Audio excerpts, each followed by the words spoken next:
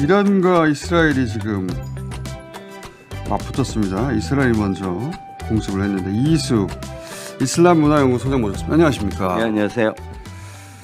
이란과 이스라엘이 서로 맞붙는 전면전을 하는 것은 이제 중동 전쟁 시나리오의 끝판왕인데 이게. 네. 그죠? 근데 이스라엘이 이란 시설, 주요 시설 먼저 폭격했잖아요. 그게 핵 관련 시설이라면서요. 그렇죠. 핵 관련 군사 시설 더 중요한 것은 수뇌부와 핵 과학자들을 일단 선별적으로 했고요. 지금 미국과 이란이 핵 협상을 진행 중에 있지 않았습니까? 네. 맨 먼저 죽인 사람이 그 하메니 최고 지도자의 수석 안보부자장 샴카니를 가장 먼저 죽였습니다. 우리로 치면은 국정원장 플러스 국방부 장관 이 정도 되는 거 아닙니까? 실제로 그 사람들이 미국 이란 핵 협상을 진두지휘하는 사람이었습니다. 그럼 미국하고 핵 협상하고 있는 당사자를 죽여버린 거 아니에요? 네, 그러니까 이건 다시 말하면 이게 어마어마한 이제 일이었고요. 그러니까 이게 미국의 오케이 없이 이게 가능한 일인가?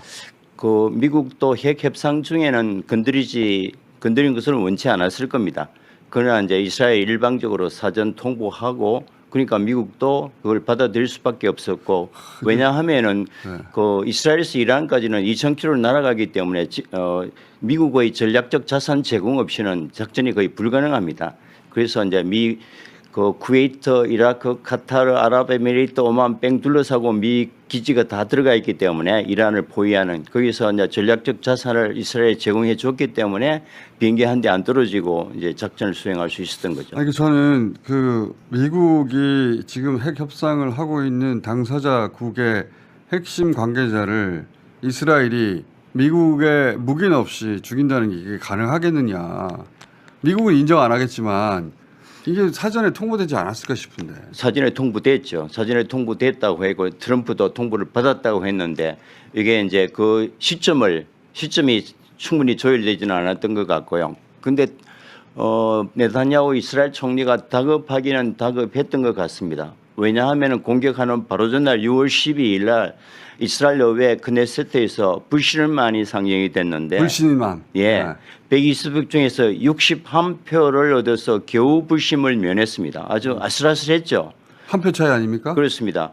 그리고 이제 재불신임을 하려니까 이스라엘 법에 의하면 6개월을 기다려야 된다고. 이렇게 되면 6개월 이후에 다시 불신임안이 상정됐을 때 전혀 가능성이 없었던 게 가장 큰 이유였던 것 같고요. 네타냐후가 여기서 불신임돼서 내각이 그 총리에서 내려오면 감옥 가죠.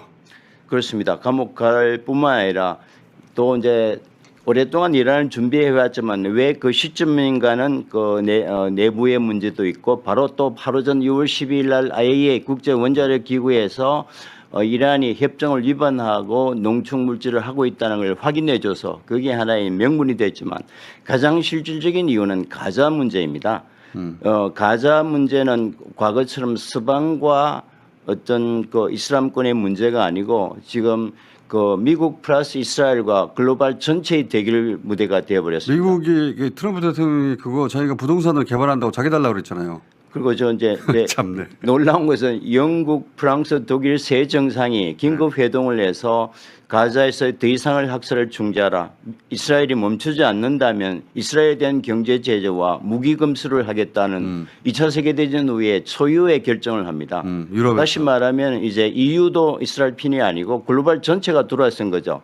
근데 이제 가자 학살에 대한 것을 계속하니까 이게 국내 여론도 나빠지고 정말 이제 사면 초과해서 아마 이란 공격이라는 마지막 카드를 이제 막다른 카드를 쓴 것 같습니다. 그런 것 같은데요. 그 트럼프 믿고 도박을 한 것 같은데 이렇게 네타냐후 입장에서는 가만히 있으면 자기가 불신임돼서 총리에서 그 실각하면 감옥 갈 확률이 100% 아닙니까? 100%.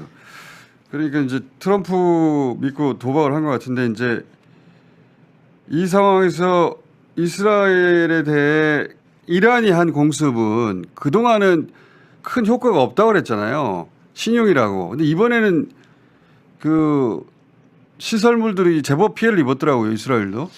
한꺼번에 이제 100개의 탄도미사일을 쏘았는데 개인적으로 굉장히 놀랐던 것은 지금까지 이란이 한 번도 공개하지 않았던 그 하지 가심이라는 자체 개발한 그 탄도미사일을 이번에 선보였는데 그게 아이언돔을 뚫었습니다. 그걸 뭐 수백 기 이상 가지고 있기 때문에 따라서 이스라엘로서도 그게 바로 민가가 폭격당하고 또 알자지라 방송에 의하면 네타냐후 그 사절을 목표로 쏘았다 그러거든요. 그런 면에서 이스라엘 국민들이 갖는 충격과 공포는 뭐 아마 건국 이후 최대의 충격이기 때문에 이스라엘의 국방부, 이스라엘의 펜타곤이라고 불리는 시설도 공격을 받았다고 하더라고요. 그래서 그다음에 하이파에 있는 핵심 시설인 정유공장이 지금 불타고 있기 때문에 그거는 단순히 이렇게 빗나가서 민가에 떨어졌던 우발적 사고가 아니고 굉장히 정교하게 정밀하게 할 수 있다는 능력을 보여줬기 때문에 이스라엘에서도 계속 전쟁하기가 좀 쉽지 않을 것 같습니다. 여태까지하고는 좀 다르네요. 그렇습니다. 양상이. 네. 지금 한 그 수천 개의 미사일을 계속 더 갖고 있다 그러니까. 네.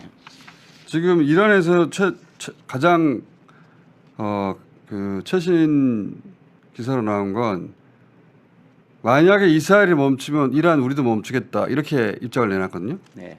그건 이제 미국하고 이란이 협상 중이기 때문에 이스라엘 일 가만히 있어라. 우리 미국하고 먼저 이거 끝내고 이런 얘기 아닙니까? 근데 이스라엘이 못 받아들일 것 같습니다. 아마 생각하면 네타냐후가 지금 퇴로가 없는 거거든요. 그렇죠. 그러니까 이제 네타냐후가 받을 수 있는 카드를 줘야 되는데 지금까지는 이제 트럼프가 완전히 자기 편이라고 생각했는데 최근에 트럼프와 네타냐후가 굉장히 관계에 금이 가는 사건이 일련의 이제 사건이 생깁니다. 결정적으로 바로 5월 말에 트럼프가 중동 세 나라를 순방합니다. 아랍에미레이트, 카타르, 그걸 이제 사우디아라비아를 순방해서 2조 달러, 약 3천조의 수주를 할 때 그때 예상을 뒤엎고 트럼프는 이스라엘 방문하지 않습니다.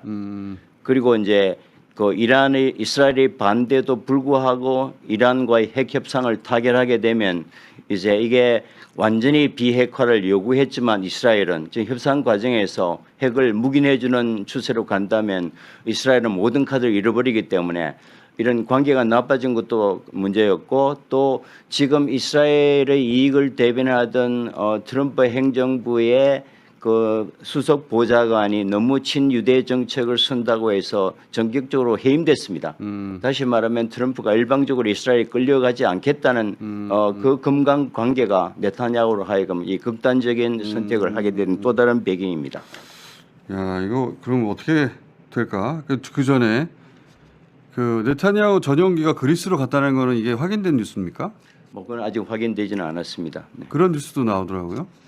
그러니까 네타냐후가 말씀하셨듯이 그 사저를 공격받아서 그런 건지 네타냐후 전용기가 그리스에 내렸다. 요 외신을 제가 짧은 걸 봤거든요. 네네네. 근데 이게 이스라엘에서는 확인해주지 않고 그리스도 확인해주지 않으니까 그냥 그런 단신만 있는 거죠 현재. 그렇습니다. 네. 뭐 아직까지는 이스라엘 국민도 여론의 한 70%가 전쟁 중에는 장수를 부리지 않지 않습니까? 그다음 이란도 그 레짐 체인지 정권 교체를 내세웠지만 지금 이란 국내 사정도 국민들이 똘똘 뭉쳐가지고 신정 정권에 반대하던 이런 개혁적 진보 이제 세력까지도 시민단체까지도 지금 똘똘 뭉쳐서 반 이스라엘 투쟁을 하고 있기 때문에 정권 교체는커녕 정권을 지금 강화시켜주는 역효과를 내고 있습니다. 이렇게 되면은 미국하고 이란하고 핵 협상하는 것도 어려워지는 거 아닙니까? 일단 오늘로 예정됐던 핵 협상이 파기됐고요. 일단은 이제 이란도 그걸 알기 때문에 이스라엘 더 이상 공격하지 않는다면 우리는 평화로 가겠다고 이미 선언을 했는데 제가 보기에는 이스라엘은 아직까지 자기 목표에 달성 안 했다고 믿기 때문에 한 일주일 가량은 미국의 적극적인 개입이 없는 한 이란에 대한 공격을 계속할 거고요.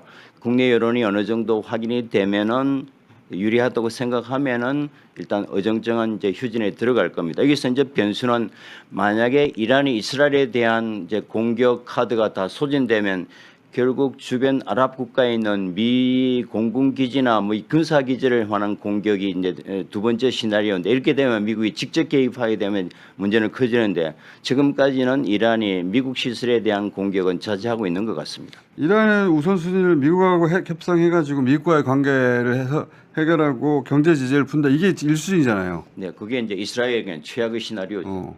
그걸 못하게 하려는 거지 않습니까? 그렇습니다. 이스라엘은. 이란은 이스라엘이 문제가 아니라 이거부터 하고 니네 좀 가만히 있어. 이거부터 하고 안 그러면 우리가 미사일 쏜다.